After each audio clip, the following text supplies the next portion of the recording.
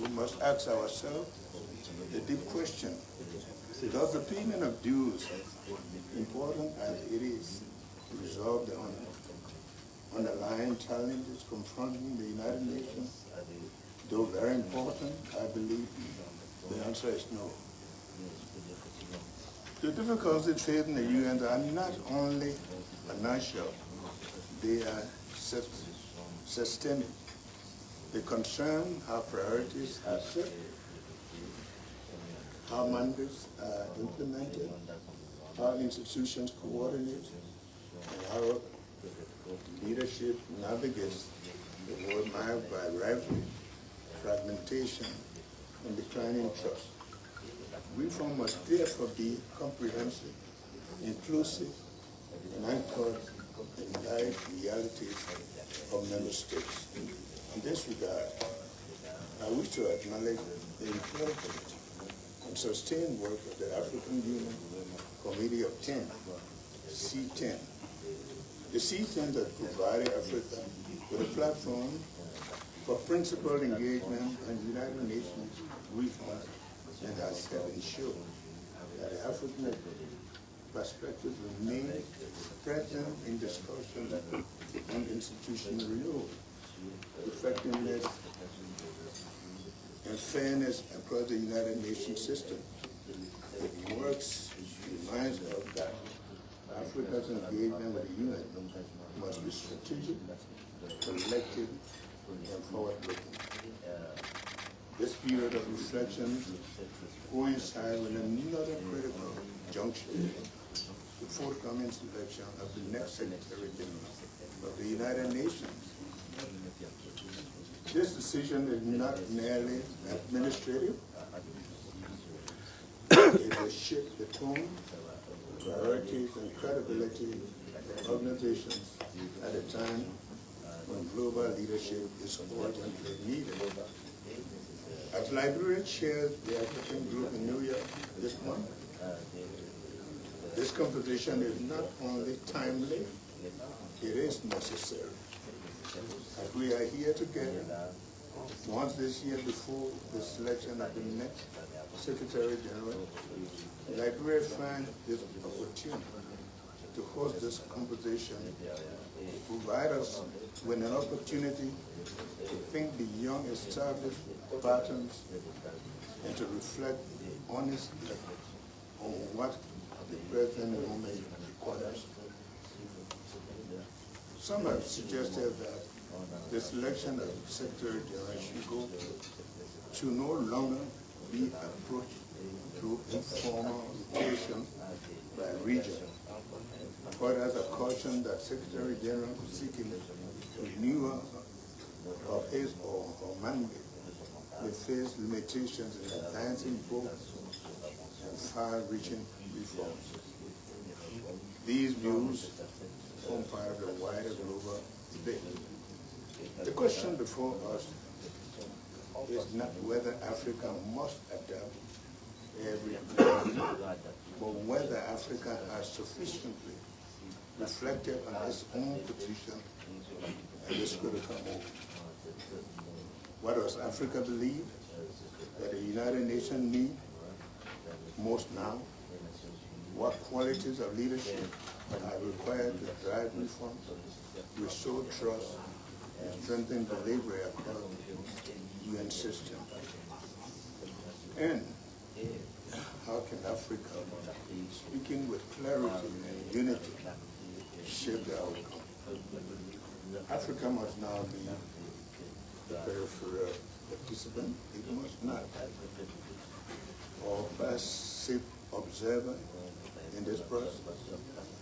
As a continent that represents more than a quarter of the UN member states, engaged in the United Nations across virtually every pillar of its work, and bears disproportionate share of global challenges, Africa has both the responsibility and the right to articulate its expectation for the future leadership of the organization.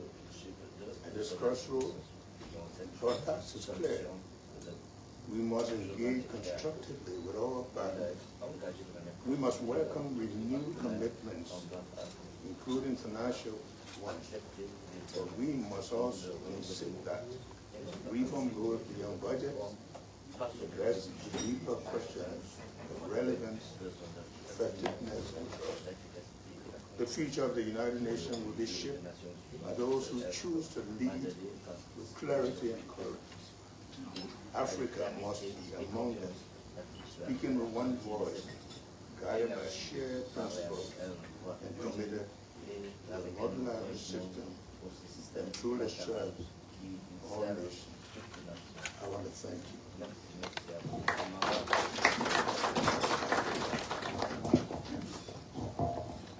Thank you, Your Excellency. Excellencies, this is intended to be an informal discussion, and we will recognize, though, the fact that we have sitting presidents and vice presidents who will be giving preference to speak first, but it's an informal discussion, and at this stage, we'll ask the media to give us space to please exit the room as the conversation begins. Thank you, media.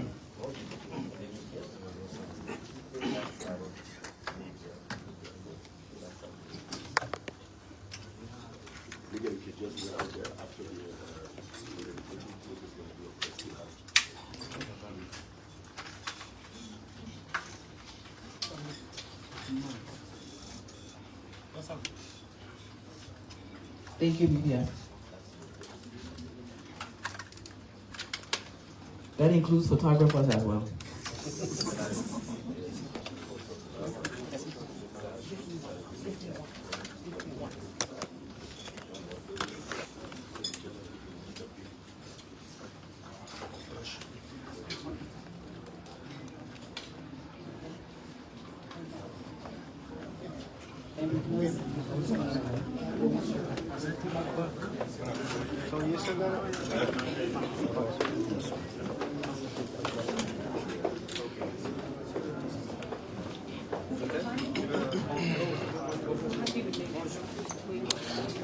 So good morning, good afternoon again, wherever you are joining us from. We are live here in Addis Ababa, Ethiopia, and His Excellency the President of the Republic of Liberia is convening as we speak right in that room, a high-level, slightly informal, multilateral meeting with presidents, foreign ministers and other dignitaries from previous countries to discuss issues relative to the UN, to the Security Council, and other cooperations amongst countries. So as we speak, we've just been told to exit the room because of it's an informal discussions, and there will be some other discussions held there. However, it's my duty to bring you some details regarding the meeting, and as we speak right now, I'm going to see if I can trace the Deputy Minister for Public Affairs of the Ministry of State for Presidential Affairs. But let me run you through what's happening in there as we speak.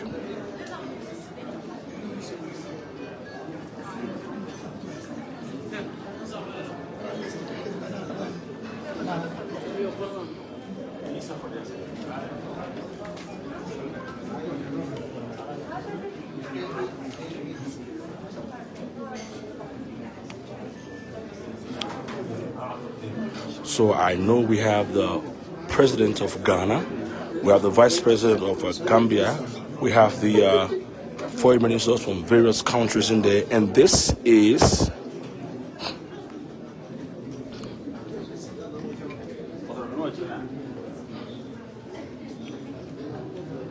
so I can just give you a background of the event that's currently ongoing here at the Marriott Hotel where His Excellency is lodging. And Liberia is hosting the breakfast consultation on the future of the United Nations, and it's convened by His Excellency the President of the Republic of Liberia, President Joseph Boakai, who is chairing the meeting as we speak. He just made his opening statement, and the background of this discussion is, the UN stands a very critical moment, and to establish and to maintain international peace and security, promote development and uphold human rights. the institution now faces growing scrutiny over its response to effectively respond to global challenges. And these things are happening around countries, in other states, in other places in Africa. It's a concern. Protracted conflicts, geopolitical tensions, selective multilateralism, financing pressures, and ongoing debate about the legitimacy and representativeness of key UN bodies, especially the Security Council, has really intensified. And as the United Nations approaches the election of a new Secretary General, Africa's voice has to be heard. And the president is saying Africa's voice has to be heard. Africa's voice has to be the one shaping increasing importance. And Africa's voice has to remain the center of the United Nations. And so as we're speaking now, the ongoing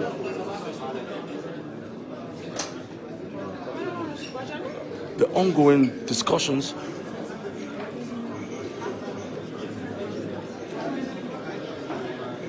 I'll do a session as we speak. The meeting is ongoing.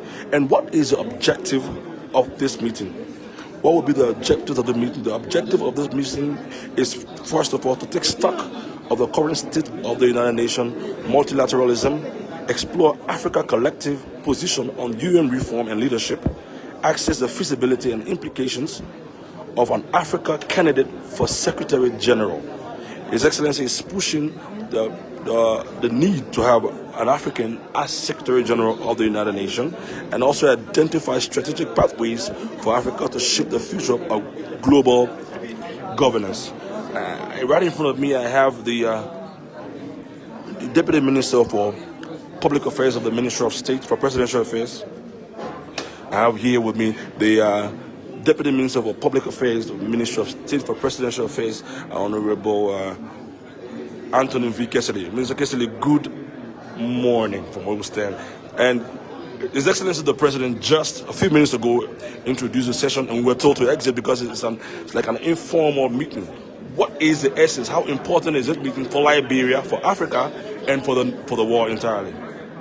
Well, firstly, you know that Liberia has a new role on the global stage. Liberia is now on the Security Council, non-permanent member.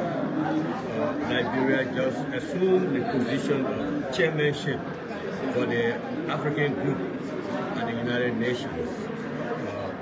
So the president, Joseph Boakai, thought it prudent, to host some consultations on the future of the United Nations.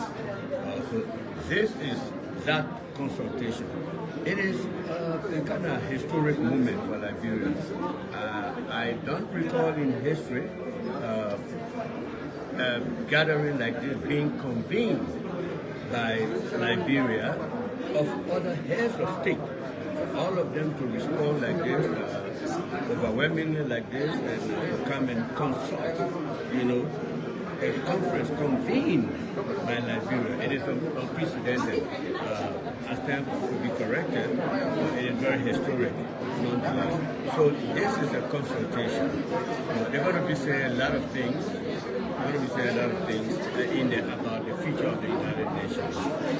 You know that very soon there will be an election for the Secretary General of the United Nations. So those are the sort of discussions that we have. They are consulting among themselves.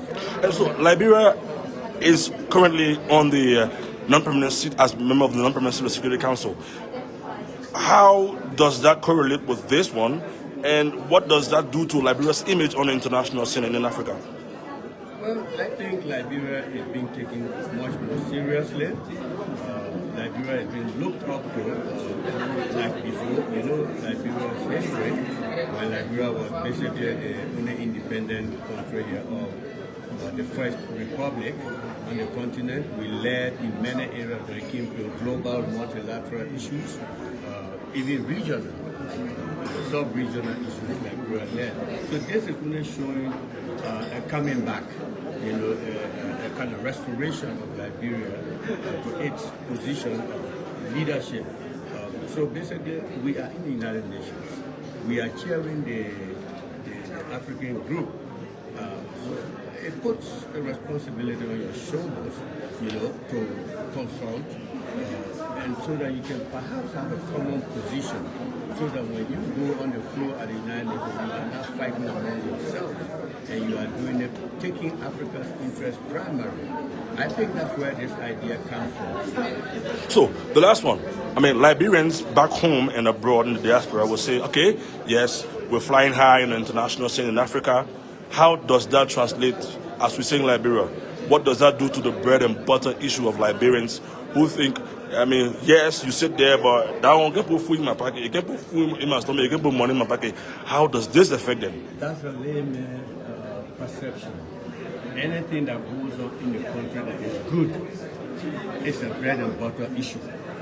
Because if you have peace, that's how trade comes, that's how you go to work, that's how you take pay, that's how you go in the market. Even though we don't eat bread and butter, staple food, but figuratively we say bread and butter. But that's how people stop being sophisticated by not interconnecting the chain of events that lead to bread and butter. So they just look at, you give the person money to go in the shop, buy the bread and buy the butter. It's not like that. There's interconnectedness, a chain of developments that lead to the bread and butter being on the dining room table. So Liberia is regarded as peaceful. Investment comes in the country. Bilateral issues come out of this. There are some nations that get support from Liberia on the Security Council in the African group, and it turns out, to translate into other investments in the country, other interests, other bilateral, gains that we get, and it helps stabilize the country, and we get bread and butter at the end of the pipeline. Leading to this event, His Excellency has been here and he's held several meetings. Can you kindly run us through some of the meetings he's held and what does that mean for the country? Oh, okay, yes. In fact, yesterday he had this honor of meeting the Prime Minister of this country, Ethiopia, the Democratic Federal Republic of Ethiopia. He met Prime Minister Abiy. Here Prime Ministers are running the government that we are head. We are used to president, but here Prime Minister. Presidents are here nominally. They are by the ceremonial. Prime Minister is engine. So we met yesterday and they talk about some interests that the Ethiopians have on the global scene. Liberia too made some points as to other bilateral areas. So that meeting took place between the President of the Republic of Liberia and the Ethiopian Prime Minister. Before that, the day before, the President had the occasion to meet the Arab Bank for Economic Development, BADIE, and they are interested in a lot of other things, construction, roads, in Liberia. They met the President of the bank. He met the President of the bank. He also, that same day, met the acting Chief Prosecutor of the International Criminal Court, ICC. They had these things about war crimes causing Liberia, how they can help, other things where Liberia too can support them, other things that they are doing on the global scene. So a lot of people are knocking at Liberia's door. Yeah, of course. A lot of people are coming, there's a lineup of people who want to meet with the president. So it shows that we have regained a greater part of the respectability that we once enjoyed. And President Boakai is pushing it even further. That's the benefit that we are beginning to get. Thank you, Minister. Thank you very much. Thank you so very much. And so that's the voice of the Deputy Minister for Public Affairs of the Ministry of State for Presidential Affairs, Minister Anthony V. Kessley. He's just outlined some of the issues and some of the meetings that the President has been having since we landed in Addis Ababa in Ethiopia. And in there, the meeting is still ongoing. The bilateral meeting is still ongoing, and we have leaders from different countries prime ministers, we have ambassadors, we have former President Ellen Johnson Sirleaf is also in attendance here today. We have several other ministers here, and believe me, there are countries, there are leaders knocking on the doors of Liberia, wanting to have a one-on-one meeting with His Excellency, wanting to have a bilateral meeting with the President, and that signifies a lot. That speaks to a lot. Liberia is gaining its position on the global stage, and right now in this hall is full. The President of Ghana is here. It's a breakfast meeting. The President of Ghana is here. The President of the Vice President of Gambia is here. The President of Libya is here. We have several other presidents, ministers, foreign ministers, ambassadors are all here and are in attendance at this meeting. We are out now because what has been said there is informal, but they want to speak frankly to each other and how they can maximize the new election of the Security Council of the United Nations, and also how they can push Africa's agenda as to Africa pushing for an African Security Council Secretary General, preferably Secretary General, pardon me. So, ladies and gentlemen, again, if you're following, my name is Vani Kamara, and I'm coming to you live on the Executive Mansion page from Addis Ababa in Ethiopia, on the margins of the 39th ordinary session of the African Union here in Addis. And this is a side event. It's actually a breakfast, a high-level breakfast event that has been organized by His Excellency the President of the Republic of Liberia. So, this speaks volume to Liberia. This speaks volume to our emergence in the international stage. This speaks volume to what we have to do. This speaks volume to Liberia's image on the global stage and what we are pushing for. Not only Liberia, because on the Security Council, we're not only representing Liberia, we're representing Africa. The seat is Liberian, the position is Liberian, but the seat is Africa. And that's what the president keeps pushing every time he speaks, every time he talks. That's also what the foreign minister keeps pushing every time she speaks, every time she talks. And there have been a lot of other events ongoing, sideline events. We have several ministers here. Minister of Health is here. We have the head of Water and Sewer, Mr. Mo Ali is here. We have the Deputy Minister for Finance, who is also here. We have Minister Nye is here. His Excellency is here. Foreign Minister is here. Minister Mamaka Belete is here. I think it's high time Liberians understand that we are here on the global stage to push Liberia's image and also to push the image of Africa. And so if you're following, let me remind you, we are here in Addis at the Marriott Hotel, where the President of the Republic of Liberia is hosting a breakfast meeting with several leaders and African heads of state here at the Marriott Hotel. We will go off for a while and resume when we are called back in the hall. But before I go, let me run you through what is happening right now. Right now, it's a high-level breakfast consultation on the future of the United Nations. Liberia is now a global leader. Liberia is now leading Africa and representing Africa on the Security Council, but also pushing Liberia's agenda, the arrest agenda. And so why is this important? This is important because it will, first of all, take stock. The objective of this is to take stock of the current state of United Nations and multilateralism, explore Africa's collective position on the UN reform and leadership, access the feasibility and implication of Africa candidate for Secretary General, and identify strategic pathways for Africa to shape the future of global governance. Thank you again. We will resume very soon. Let me go and check in the hall. Have a blessed morning. Good morning.